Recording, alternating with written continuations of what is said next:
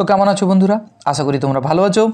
আজকে আমরা subject verb agreement থেকে এমসিকিউ প্র্যাকটিস করব এবং এটা 5 নম্বর ভিডিও। তো সময় নষ্ট না করে আমরা শুরু করতে পারি। আজকের ভিডিওর প্রথম প্রশ্ন, you he and I dash friends. এখানে সাবজেক্ট কি আছে? ইউ হি অ্যান্ড আই, পুরোটাই হচ্ছে সাবজেক্ট। এখন question, you he and I, পুরো এই যে সাবজেক্টটা, এই সাবজেক্টটা সিঙ্গুলার নাকি প্লুরাল? কেন কি সাবজেক্ট যদি সিঙ্গুলার হয় তাহলে এখানে যে ভার্বটা বসবে সেই ভার্বটাও সিঙ্গুলারে বসাতে হবে, আর যদি প্লুরাল হয় তাহলে ভার্বটা প্লুরালে হবে। এখানে you he and I, you মানে তুমি, হি মানে সে, আই মানে আমি, তিনজনের কথা বলা হয়েছে। মোট কতজন? তিনজন। আমরা জানি একজন হলে সিঙ্গুলার, একজনের বেশি হওয়া মানে সেটা প্লুরাল। তাহলে তিনজন বোঝাচ্ছে মানে এখানে সাবজেক্টকে না সাবজেক্ট প্লুরাল। প্লুরাল মানে কি? বহু বচন। সাবজেক্ট যখন প্লুরাল তাহলে ভার্ব এখানে কি বসবে? না প্লুরালে। তাহলে সাবজেক্ট প্লুরাল, তাহলে এখানে ভার্বটাও প্লুরাল ফর্মে বসবে। প্রথম অপশানে আছে এম, এম হবে না, কেন কি এম কেবলমাত্র আয়ের ক্ষেত্রে বসে, তাহলে অপশান এ কাটা। অপশান বি ইজ কি? ইজ সিঙ্গুলার, যেহেতু সিঙ্গুলার তাই বিও কাটা, কেন কি আমাদের দরকার ভার্ব প্লুরালে। কিসে দরকার? প্লুরালে। এই যে আমরা প্লুরালে টিক মার্ক দিয়েছি, কেন কি সাবজেক্ট ছিল কিসে? না এই যে সাবজেক্ট ছিল প্লুরালে। পরের অপশান আছে আর, আর কি? না আর প্লুরাল। তাহলে এখানে অপশান সি হতে পারে, you he and I are friends. তুমি, সে এবং আমি তিনজনে আমরা হই বন্ধু। ওয়ার কি? না ওয়ার বি ভার্বের পাস্ট ফর্ম এবং সেটাও প্লুরাল ফর্ম। ওয়ারও হতে পারে, অর্থাৎ তুমি, সে এবং আমি এই তিনজনে আমরা ছিলাম বন্ধু, কিন্তু এখন দেখা যাবে ঝগড়া হয়ে গেছে, এখন আমরা বন্ধু নেই। হয়তো আগে আমরা তিনজনে ছিলাম বন্ধু, আগে আমরা তিনজনে বন্ধু ছিলাম, তাহলে সেটাও হতে পারে। তাহলে দুটো প্লুরাল ফর্ম আছে, তাহলে এই দুটো হবে আর এবং ওয়ার। তাহলে C and D both options are correct. বোঝাতে পারলাম কিনা? তাহলে এখানে প্রথম দেখলাম ইউ হি অ্যান্ড আই, আইর পরে এখানে আর বসছে বা ওয়ার বসছে। আমরা জানি তো আই থাকলে কি বসে? কেবলমাত্র আই থাকলে এম বসে।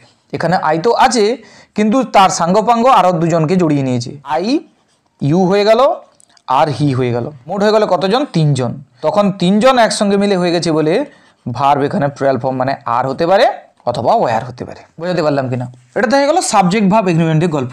যদি পার্সনের কথা বলি, ইউ কি পার্সন? না ইউ আছে সেকেন্ড পার্সনে, হি আছে কি? না হি থার্ড পার্সনে, আই ফার্স্ট পার্সন। তাহলে দেখো প্রথমে সেকেন্ড পার্সন দিয়েছে, তারপরে থার্ড পার্সন দিয়ে দিয়েছে, তারপরে ফার্স্ট পার্সন। যখন আলাদা আলাদা পার্সন থাকে তখন সাধারণ বাক্যের ক্ষেত্রে প্রথমে বসে সেকেন্ড পার্সন, তারপরে বসে থার্ড পার্সন, তারপরে বসে ফার্স্ট পার্সন। তাহলে আমি সেকেন্ডের 2কে নিয়ে নিলাম, থার্ডের 3কে নিয়ে নিলাম, ফার্স্টের 1কে নিয়ে নিলাম, নিয়ম দাঁড়ালো 231। তাহলে যখন আলাদা আলাদা 3 রকম পার্সন থাকবে, বাক্যের সাবজেক্ট হিসেবে যখন আলাদা আলাদা পার্সন থাকবে, তার নিয়ম কিন্তু মনে রাখবে 231। তাহলে রুল 231, এটার মানে হচ্ছে প্রথমে সেকেন্ড পার্সন বসবে, তারপরে থার্ড পার্সন, তারপরে ফার্স্ট পার্সন। এখানে আমি মনে করি দিই যে ফার্স্ট পার্সনগুলো কি কি ছিল? সাবজেক্টে যদি ফার্স্ট পার্সন বসে তাহলে আই বসতে পারে অথবা উই বসতে পারে, এই দুটোর মধ্যেই বসবে। সাবজেক্টে যদি সেকেন্ড পার্সন থাকে তাহলে একটাই আছে, সেটা হচ্ছে ইউ। সাবজেক্টে যদি থার্ড পার্সন থাকে, বাদ বাকি যত নাউন প্রোনাউন আছে দুনিয়ায় সেগুলো সব থার্ড পার্সন। যেরকম he third person, she third person, they third person, it third person, book third person. নাউনও হবে রাম থার্ড পার্সন। আচ্ছা, বুকের প্লুরাল ফর্ম বুকস যদি থাকে সেটাও থার্ড পার্সন। একটা সাবজেক্টে যদি first person, second person, third person সবকিছু মিলে থাকে, তখন আমাদের মনে রাখতে হবে 231 রুল। এর মানে হচ্ছে প্রথমে সেকেন্ড পার্সন, তারপরে থার্ড পার্সন, তারপরে ফার্স্ট পার্সন। আই দিলাম, ইউ দিলাম আর হি দিলাম, তাহলে সাজালে কি হবে? আমরা জানি I first person, you second person আর হি থার্ড পার্সন। 231 প্রথমে আসবে সেকেন্ড পার্সন, ইউ আসবে, তারপরে আসবে 3 নম্বর মানে হচ্ছে থার্ড পার্সন মানে হি আসবে, তারপরে আসছে first person and I, you he and I. এই কোশ্চেনে তাহলে ঠিক আছে ইউ হি অ্যান্ড আই, আমি তোমাকে দিলাম আই অ্যান্ড হি। এটাকে সাজাবে কিভাবে? সেক্ষেত্রেও 231 rule, I first person, he কি পার্সন? Third person. আমরা জানি প্রথমে সেকেন্ড পার্সন বসে, নেই কোথাও, তাহলে 2 যখন নেই তাহলে লিখবো না। তারপরে কি পড়বে? না থার্ড পার্সন। এখানে থার্ড পার্সন আছে, হ্যাঁ আছে, তাহলে সামনে বসবে হি, তারপরে অ্যান্ড বসাবো, তারপরে এখানে এই যে এক কথাটা লেখা আছে, এক মানে ফার্স্ট পার্সন কি হচ্ছে, এবারে বসাবো ফার্স্ট পার্সন। ফার্স্ট পার্সন কি আছে? আই। সাবজেক্টের ঘরে এটা সঠিকভাবে সাজালে কি হবে? হি অ্যান্ড আই। এভাবে আমাদের পার্সন অনুযায়ী সাজাতে হবে। এক্ষেত্রে একটা ব্যতিক্রম আছে। সাধারণ বাক্যের নিয়ম কি? না 231। যদি বাক্যে সাবজেক্ট হিসেবে ফার্স্ট পার্সন, সেকেন্ড পার্সন এবং থার্ড পার্সন তিনটেই থাকে, কিন্তু তার অর্থ যদি দোষ স্বীকার করা বোঝায়, সেক্ষেত্রে নিয়ম কিন্তু পাল্টে যাচ্ছে 132। কত? 132। যদি দোষ স্বীকার করা বোঝায় তখন সেক্ষেত্রে আমরা ফার্স্ট পার্সন আগে বসাবো, তারপরে থার্ড পার্সন, তারপরে সেকেন্ড পার্সন। যেরকম দেখো আমি একটা বাক্য দিয়েছি এবং ব্র্যাকেটে অপশন দিয়েছি আই, ইউ অ্যান্ড হি। তাহলে এই দুষ্টুমিটা কে করেছে? না আমি, তুমি এবং সে। দোষ স্বীকার করা বোঝাচ্ছে, আমরা যে দোষ করেছি সেটা স্বীকার করে নিচ্ছি, আমরাই এই বদমাশিটা করেছি, দোষ স্বীকার করা বোঝাচ্ছে। এক্ষুনি বলেছিলাম যে দোষ স্বীকার করা বোঝালে তখন 231 রুল কার্যকরী হবে না, তখন কার্যকরী হবে 132 রুল। 132-এর নিয়মটা কি না, যেহেতু দোষ স্বীকার করা বোঝাচ্ছে তাহলে ফার্স্ট পার্সন আগে রাখতে হবে। এখানে ফার্স্ট পার্সন কি আছে, আই, তাহলে আই লিখবো। তারপরে এখানে 3 নম্বর মানে থার্ড পার্সন বসাতে হবে, হিটাকে থার্ড পার্সন, তাহলে এখানে হি বসাবো। তারপরে সেকেন্ড পার্সন লাস্টে মানে ইউ। এটা গেল দোষ স্বীকারের ক্ষেত্রে নিয়ম। বোঝাতে পারলাম কিনা? তুমি, সে এবং আমি, আমরা 3 জন বন্ধু, তাহলে সাধারণ বাক্য এর নিয়মটা কি না 231। দোষ স্বীকারের ক্ষেত্রে 132। মনে থাকে জানো? আশা করি বোঝাতে পারলাম। চলে যাব আমরা পরের প্রশ্নে। চলে এসেছি আমরা পরের প্রশ্নে। You and he dash birds of the same feather. Birds of the same feather এটা একটা ইডিয়ম। এর মানে কি? একই প্রকারের বা একই ধরনের বোঝাতে, সমান বৈশিষ্ট্য সম্পন্ন, দুজনের প্রকৃতিটাই একই রকম। You and he dash birds of the same feather. এখন সাবজেক্ট কি আছে? সাবজেক্ট আছে ইউ অ্যান্ড হি। ইউ কি পার্সন? ইউ আছে সেকেন্ড পার্সন। হি কি পার্সন? Third person. এটা কি 231 নম্বর রুল মেনে চলেছে? প্রথমে সেকেন্ড পার্সন, তারপরে থার্ড পার্সন। ফার্স্ট পার্সন নেই তো কি করবো? 2 আছে, তারপরে 3 আছে, তাহলে ঠিক আছে, সাবজেক্ট ওকে। যদিও আমাদের এখানে সাবজেক্ট দেখতে বলেনি। এখন ইউ অ্যান্ড হি মিলে কি হয়েছে? সিঙ্গুলার না প্লুরাল? দুজনকে বোঝাচ্ছে, তাই এটা প্লুরাল অর্থাৎ বহুবচন। সাবজেক্ট যেহেতু প্লুরাল, তাহলে এখানে যে ভার্বটা বসবে সেটা কিসে বসবে? আর সেটাও প্লুরালে। এখন আমাদের দেখে নেওয়া পালা এম, ইচ, আর, ওয়্যার, এই 4টা অপশনের মধ্যে কোনটা প্লুরালে আছে। প্রথমেই দেখতে পাচ্ছি এম। এম সিঙ্গুলার, কিন্তু কেবলমাত্র আইয়ের ক্ষেত্রে বসে, তাই এম কাটা। ইজ, ইজ সিঙ্গুলার, সিঙ্গুলার তো এখানে বসবে না, আমাদের ভাব দরকার প্লুরাল। এরপর আছে কি আর, আর প্লুরালে আছে, তাহলে you and he are birds of the same feather, তাহলে অপশন সি হবে সঠিক উত্তর। কিন্তু আমরা পরের অপশনে কি দেখতে পাচ্ছি? ওয়্যার আছে। ওয়্যার বিভাবের পাস্ট ফর্ম এবং সেটা প্লুরালে আছে, তাহলে এটাও হবে। এটা কি দোষ করলো? তাহলে এর অর্থ কি হচ্ছে? তুমি এবং সে দুজনেই একই প্রকৃতির, একই নেচারের, একই বৈশিষ্ট্য সম্পন্ন। আর যদি ওয়্যার করা হয় তাহলে এর অর্থ বোঝাচ্ছে যে তুমি এবং সে দুজনেই একই প্রকারের ছেলে। এখন হয়তো পাল্টে গেছো তোমরা, তাহলে অর্থে শুধু ফারাক হচ্ছে, কিন্তু বসবে দুটোই। বিভাবের প্রেজেন্ট ফর্ম আরও বসতে পারে, বিভাবের পাস্ট ফর্ম ওয়্যারও বসতে পারে, কেন কি দুটোই প্লুরালে আছে। বোঝাতে পারলাম কিনা? চলে যাব আমরা পরের প্রশ্নে। নেক্সট কোশ্চেন আছে the jury dash ordered two hang the man. The jury কথাটার অর্থ হচ্ছে বিচারক মণ্ডলী। বিচারক মণ্ডলী মানে একসঙ্গে অনেকজন বিচারককে বোঝাচ্ছে, তাহলে এটা তো নাউন এবং বাক্যের সাবজেক্ট। যদি বলা হয় কি নাউন না কালেকটিভ নাউন। কালেকটিভ নাউন কাকে বলে? সমষ্টি বোঝায়, দলকে বোঝায়। তাহলে সমষ্টিগত কোনো নাউন বা নামকে বোঝাচ্ছে, সমষ্টির নাম, তখন সেটা কালেকটিভ নাউন। কালেকটিভ নাউন সর্বদা সিঙ্গুলার হয়, হতে পারে অনেকজনকে বোঝাচ্ছে, কিন্তু সিঙ্গুলার হয়। সিঙ্গুলার মানে কি? একবচন। এখন সাবজেক্ট যদি সিঙ্গুলার হয়, তাহলে এখানে যে ভার্বটা বসার কথা ছিল সেটা কিসে হবে না? সেটাও সিঙ্গুলারে। প্রথমে আছে ইজ, ইজ সিঙ্গুলার। আর কি? Are plural. সবার প্রথমে কাটবো অপশন বি, কেন কি প্লুরাল ফর্ম তো বসবে না। Have singular, have plural form, তাহলে এখানে হ্যাভটাকেও কেটে দিলাম, কেন কি প্লুরাল ফর্ম তো বসবে না।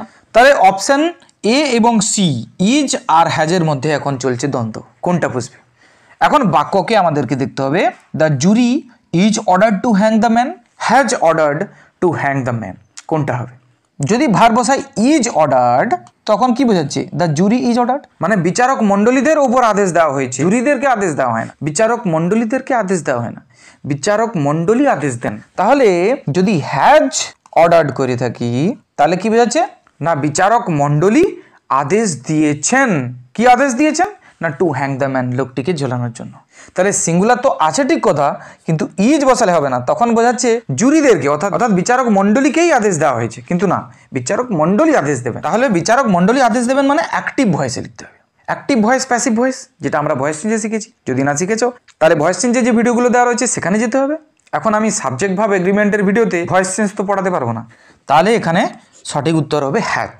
The jury has ordered two hang the man. মনে রাখবে, ইংলিশ গ্রামার শুধুমাত্র যে চ্যাপ্টারটা পড়ছি সেটা নয়, প্রত্যেকটা চ্যাপ্টার সঙ্গে লিঙ্ক আছে।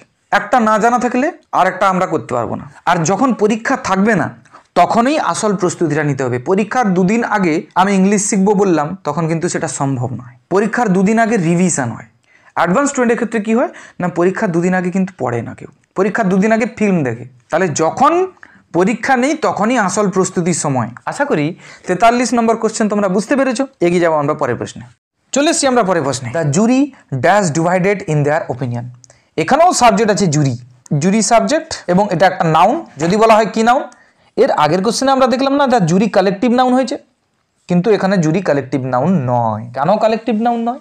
কেন কি সেখানে অর্থ কি ছিল? The jury dash order to hang the man, অর্থাৎ জুরি কি করেছে, বিচারক মণ্ডলী কি করেছে, আদেশ দিয়েছে লোকটিকে ঝুলাতে। সবাই মিলে একটাই ডিসিশন নিয়েছে। যখন সবাই মিলে একটাই ডিসিশন নিয়েছে তখন সমষ্টিগত অর্থ প্রকাশ করছে। যখন সমষ্টিগত অর্থ প্রকাশ করছে তখন সেটা কালেকটিভ নাউন, আর যখন সেটা কালেকটিভ নাউন তখন সেটা সিঙ্গুলার। কিন্তু আমরা পরের প্রশ্নে দেখতে পাচ্ছি the jury dash divided in there opinion. বিচারক মণ্ডলী তাদের মতামতে ডিভাইডেড হয়ে গেছে, মানে তাদের মতামত আলাদা আলাদা হয়ে গেছে, ভিন্ন ভিন্ন হয়ে গেছে। একই নাউনের দ্বারা যখন পৃথক পৃথক সত্তাকে বোঝাবে তখন কিন্তু সেটা আর কালেকটিভ নাউন থাকলো না। বিচারক মণ্ডলী ভিন্ন ভিন্ন মত দিয়েছেন, তাই সেটা কালেকটিভ নাউন আর থাকলো না, সেটা হয়ে গেল নাউন অফ মাল্টিটিউড। যখন নাউন অফ মাল্টিটিউড হয়ে যাবে, কালেকটিভ নাউন হবে না, তখন কিন্তু সাবজেক্টটি প্লুরাল হয়ে যাচ্ছে, মানে বহুবচন। আর সাবজেক্ট যখন প্লুরাল তখন তারপরে যে ভার্বটা বসবে সেটা কি, সেটা হয়ে যাবে প্লুরাল। এখন দেখে নেওয়ার পালা চারটা অপশনের মধ্যে প্লুরাল ফর্ম কোনটা আছে। সবার প্রথমে দেখতে পাচ্ছি ইজ। ইজ সিঙ্গুলার, তাহলে ইজ হবে না, কেন কি এখানে দরকার আমাদের প্লুরাল ভার্ব। আর কি প্লুরাল, যে বিলকুল আর হতে পারে। The jury are divided in their opinion, অর্থাৎ বিচারক মণ্ডলী ভিন্ন ভিন্ন মতে আলাদা হয়ে গেছেন, প্রত্যেকেরই ভিন্ন মত রয়েছে। ওয়াজ কি, ওয়াজ সিঙ্গুলার। ওয়াজ যেহেতু সিঙ্গুলার তাহলে হবে না। ওয়ার কি, ওয়ার প্লুরাল। অপশন ডিও হতে পারে the jury war divided in there opinion, অর্থাৎ অতীতের কোনো ঘটনাকে আমি বর্ণনা করছি যে বিচারক মণ্ডলী তাদের মতামতে আলাদা আলাদা হয়ে গিয়েছিলেন। তাহলে option B and option D both options are correct. বোঝাতে পারলাম কিনা? চলে যাব আমরা পরের প্রশ্নে। পরের প্রশ্নে আমরা দেখতে পাচ্ছি হার হেয়ার ড্যাশ গ্রে। কোনটা হবে? Am, is, are, were. সাবজেক্টকে, সাবজেক্ট হার হেয়ার। হেয়ার একটা noun, uncountable noun. Uncountable noun সর্বদা সিঙ্গুলার হয়। তাহলে হার হেয়ার পুরো সাবজেক্টটা কিসে আছে না সিঙ্গুলারে আছে। সাবজেক্ট যেহেতু সিঙ্গুলার তাহলে তারপরে থাকা ভার্বটা কিসে হবে, সেটাও সিঙ্গুলার ফর্মে। তাহলে এই চারটা অপশনের মধ্যে আমাদের দেখে নিতে হবে কোনটা সিঙ্গুলারে আছে। প্রথমে দেখতে পাচ্ছি এম। এম কি, এম সিঙ্গুলার, কিন্তু এম কেবলমাত্র আয়ের ক্ষেত্রে বসে, তাহলে এম কাটা। ইজ সিঙ্গুলার, তাহলে ইজ হতে পারে হার হেয়ার ইজ গ্রে, তার চুল ধূসর রঙের বা পাকা বোঝায়। গ্রে মানে পাকা, তার চুল পাকা চুল, তাহলে তার চুল হয় পাকা, তাহলে এটা প্রেজেন্ট টেন্সে বোঝাচ্ছে। আর কিসে আছে, আর আছে প্লুরালে। হার হেয়ার এখানে সাবজেক্ট তো সিঙ্গুলার আমরা দেখলাম, তাহলে এখানে প্লুরাল ফর্ম তো বসবেই না কোনোভাবে। ওয়ার তো বিভাবের পাস্ট ফর্ম এবং প্লুরালে আছে, আমার দরকার সিঙ্গুলার ভার্ব। তাহলে একটাই ভার্ব আছে সিঙ্গুলার, সেটা হচ্ছে ইজ, তাহলে সঠিক উত্তর হবে ইজ। এখানে যদি ওয়াচ থাকতো হতো যে তার চুল ছিল পাকা, অতীতে অর্থ বোঝাচ্ছে, তাই এখানে ওয়াচ নেই, একটাই অপশন পড়ে আছে, অপশন বি কারেক্ট অ্যান্সার। চলে যাবো আমরা পরের প্রশ্নে। নেক্সট কোশ্চেন আছে ওয়াটার ড্যাশ কালারলেস। ওয়াটার এখানে সাবজেক্ট, ওয়াটার একটা নাউন। ওয়াটার কি নাউন না আনকাউন্টেবল নাউন, গোনা যায় না। এছাড়াও 5 প্রকার নাউনের মধ্যে যেরকম proper noun, common noun, collective noun, material noun, abstract noun, water কার মধ্যে ঢুকছে? তখন কিন্তু ওয়াটার ম্যাটেরিয়াল নাউনের মধ্যে ঢুকছে, উপাদানকে বোঝাচ্ছে। আর ম্যাটেরিয়াল নাউন হলেও কিন্তু সর্বদা সিঙ্গুলার হয়। তাহলে দুদিক থেকে আমরা ওয়াটারকে অ্যারেস্ট করে সিঙ্গুলারে ঘরে ঢুকালাম। কি বোঝাতে পারলাম কিনা? প্রপার নাউন সর্বদা singular, collective noun singular, material noun তো এখনই দেখলাম সিঙ্গুলার, আর অ্যাবস্ট্রাক্ট নাউন সেটাও কিন্তু সিঙ্গুলার। কেবলমাত্র কমন নাউন আছে যেটা সিঙ্গুলারও হয় প্লুরালও হয়, অর্থাৎ কমন নাউনেরই আমরা নাম্বার চেঞ্জ করতে পারি। তাহলে boy, boys, boy common noun, boys common noun, boy singular, boys plural. তাহলে সিঙ্গুলার থেকে প্লুরাল করা যায় কার? কমন নাউনের। বোঝাতে পারলাম কিনা? তাহলে ওয়াটার দেখছি uncountable noun plus material noun. Uncountable নাউনও সিঙ্গুলার হয় আর ম্যাটেরিয়াল নাউনও সিঙ্গুলার হয়, তাহলে ওয়াটার এখানে সিঙ্গুলার, এটাই হচ্ছে মোদ্দা কথা। ওয়াটার যেহেতু সিঙ্গুলার তাহলে তারপরে থাকা ভার্বটা কিসে বসবে না সেটাও সিঙ্গুলার ফর্মে বসবে। এখন আমাদের দেখে নেওয়ার পালা এম, ইজ, আর, ওয়ার এর মধ্যে সিঙ্গুলার কোনটা। দেখো এম তো সিঙ্গুলার, কিন্তু এম এখানে হবে না, কেন কি এম কেবলমাত্র আয়ের ক্ষেত্রে বসে, তাহলে এম কাটা। এরপরে আমরা দেখতে পাচ্ছি ইজ আছে, ইজ সিঙ্গুলার, তাহলে ইজ বসতে পারে। ওয়াটার ইজ কালারলেস, আর কিসে আছে? আর আছে প্লুরালে, তাহলে প্লুরাল তো এখানে বসবে না। ওয়ার কিসে আছে না বি ভার্বের পাস্ট ফর্ম এবং প্লুরালে, তাহলে এটাও হবে না। যদি এখানে ওয়াজ থাকতো তাহলে এটা হতো, তাহলে ওয়াজও হতো, ইজও হতো। এখানে অপশানে যেহেতু কেবলমাত্র ইজ আছে এবং এটাই সিঙ্গুলারে আছে, তাহলে সঠিক উত্তর ইজ। বোঝাতে পারলাম কিনা? তাহলে এরকম দুনিয়ায় যত আনকাউন্টেবল নাউন আছে তারপরে ভার্বের সবসময় সিঙ্গুলার ফর্ম বসবে। যেমন ওয়েল আনকাউন্টেবল নাউন, ভার্ব হবে সিঙ্গুলার। সুগার চিনি আনকাউন্টেবল নাউন, সিঙ্গুলার ফর্ম বসবে। মিল্ক আনকাউন্টেবল নাউন, সিঙ্গুলার, তার মানে আয়রন আনকাউন্টেবল নাউন, তার মানে সিঙ্গুলার। তাহলে আনকাউন্টেবল নাউন বোঝার উপায় কি? যেগুলোর ব্যবহার পরিমাপে হয়। চুল কেন আনকাউন্টেবল হচ্ছে? চুলকে তো গোনা যায়, কিন্তু চুলের ব্যবহারটা কি হয় না ওজনে হয়। যদি মেয়ের মাথার চুল বিক্রি করা হয়, গুনে গুনে বিক্রি করা হয় না ওজন করে বিক্রি করা হয়? অবশ্যই ওজন করে। তুমি দোকানে গেলে তুমি কি এরকম বলো যে আমাকে 100টা চাল দাও? চালকে যদিও গোনা যায়, কিন্তু চালের ব্যবহারটা কিরকম হচ্ছে না ওজন করে, যে আমাকে 1 কিলো চাল দাও। তাহলে এখানে রাইসটা কি হচ্ছে? Uncountable noun. আনকাউন্টেবল নাউন কখন হচ্ছে না যখন তার ব্যবহারটা ওজন করে হচ্ছে, অর্থাৎ পরিমাপ করে হচ্ছে, তখন গোনা গেলেও সেটা আনকাউন্টেবল নাউন। ব্যবহারের ক্ষেত্রে যদি গুনে গুনে ব্যবহার করে থাকি তখন সেটা কাউন্টেবল, যদি না গুনে ব্যবহার করে থাকি uncountable noun. Sand uncountable noun. Flour ময়দা আনকাউন্টেবল নাউন, কিন্তু FLOWER ফ্লাওয়ার মানে যেটা ফুল কাউন্টেবল নাউন। আমরা ফুল তো ওজন হিসাবে কিনি। দেখো ফুলের ব্যবহার একটাও হতে পারে, যখন গাছ থেকে তুলে আমি পুজো করছি তখন কিন্তু আমি 5টা ফুল নিয়ে এসে পুজো করতে পারি, তখন কিন্তু ব্যবহারটা আমরা কিসে করছি? গুনে গুনে করছি।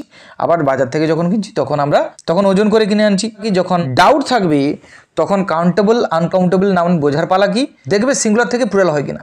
ফ্লাওয়ার যদি বলি, ফ্লাওয়ারের প্লুরাল ফর্ম হয়? হ্যাঁ হয়, ফ্লাওয়ার্স হয়। সিঙ্গুলার থেকে প্লুরাল হচ্ছে মানে সেটা আনকাউন্টেবল হবে না, সেটা কাউন্টেবল হবে। অ্যাপল আমরা বাজার থেকে যখন কিনি তখন কিন্তু ওজন করেই কিনি। আবার অ্যাপেল কিন্তু আমরা দোকান থেকে দুটো বেছে নিয়ে বলতে পারি যে দুটো আপেল ওজন করে আমাকে দাও। যখন কনফিউশন হচ্ছে এখানে ওজন করে ব্যবহার করছি নাকি এখানে গুনে গুনে ব্যবহার করছি, তখন সেক্ষেত্রে দেখবে যে তার সিঙ্গুলার থেকে প্লুরাল ফর্ম হচ্ছে কিনা। অ্যাপেলের সিঙ্গুলার থেকে প্লুরাল করা যায়, অ্যাপলস হয়, তাহলে এটা অবশ্যই কাউন্টেবল নাউন। আশা করি বোঝাতে পারলাম। চলে যাব আমরা পরের প্রশ্নে। পরের প্রশ্নে আমরা দেখতে পাচ্ছি there dash a lot of boys on the ground. এখানে সাবজেক্টকে, বাক্য যখন শুরু হবে দেয়ার কিছু থাকবে না, তখন আমরা একে বলবো ইন্ট্রোডাক্টরি দেয়ার। জাস্ট বাক্যে ইন্ট্রোডিউস করার জন্য দেয়ারটাকে ব্যবহার করেছি, এটা কিন্তু সাবজেক্ট নয়। তাহলে বাক্যে এ যদি সাবজেক্ট নয়, সাবজেক্ট কে না? দেয়ারের পরে একটা ভার্ব বসবে, এখানে ওই ভার্বের পরে যে নাউনটা থাকবে সেটা হচ্ছে ওই বাক্যের সাবজেক্ট। তাহলে এই বাক্যের সাবজেক্ট কে? There dash a lot of boys. এখানে সাবজেক্টটা হচ্ছে a lot of boys. A lot of boys যদি সিঙ্গুলার হয় তাহলে এখানে ভার্ব বসবে singular. A lot of boys যদি প্লুরাল হয় তাহলে এখানে ভার্ব বসবে প্লুরাল। বুঝতে পারলাম কিনা? তাহলে এখানে দেয়ার দেখে আমরা করব না, এ লট অফ বয়েজ দেখে করব। এ lot of, A lot of কথাটার অর্থ কি না প্রচুর। এ লট অফ থাকলে তারপরে যে ভার্বটা থাকবে সেই ভার্বটা সিঙ্গুলারেও হতে পারে প্লুরালেও হতে পারে। যখন এ লট অফ এর অর্থ একত্রে বোঝাবে, কি বোঝাবে?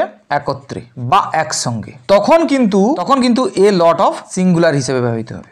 কিন্তু এ লট অফ এর অর্থ যদি ভিন্ন ভিন্ন সত্তাকে বোঝায়, ভিন্ন ভিন্ন সত্তা, তখন কিন্তু এ লট অফ প্লুরাল হিসেবে ব্যবহৃত হবে। এটা হচ্ছে তার নিয়ম। তাহলে এখন আমাদের দেখে নিতে হবে কোশ্চেনে কি আছে, কোশ্চেনের অর্থ কি বোঝাচ্ছে। কোশ্চেনে আমরা দেখতে পাচ্ছি there dash a lot of boys on the ground. মাঠে প্রচুর ছেলে রয়েছে। এ লট অফ বয়েজ একসঙ্গে সবগুলো ছেলেকে বোঝাচ্ছে, একত্রে বা একসঙ্গে। আমরা এক্ষুনি শিখেছি একত্রে বা একসঙ্গে অর্থ প্রকাশ করলে সাবজেক্টটা কি না সিঙ্গুলার। তাহলে সেই অনুযায়ী ভার্বটা এখানে কি বসবে না সিঙ্গুলার, তাহলে ভার্ব হবে সিঙ্গুলার। এখন 4টা অপশানের মধ্যে দেখে নিতে হবে কোনটা সিঙ্গুলারে আছে। অ্যাম সিঙ্গুলার, কিন্তু অ্যাম বসে আয়ের ক্ষেত্রে। এখানে সাবজেক্ট কি আছে? এ লট অফ বয়েজ, আই তো নেই, তাহলে এখানে অপশান এ কাটা। ইজ কি সিঙ্গুলার, তাহলে ইজ হবে।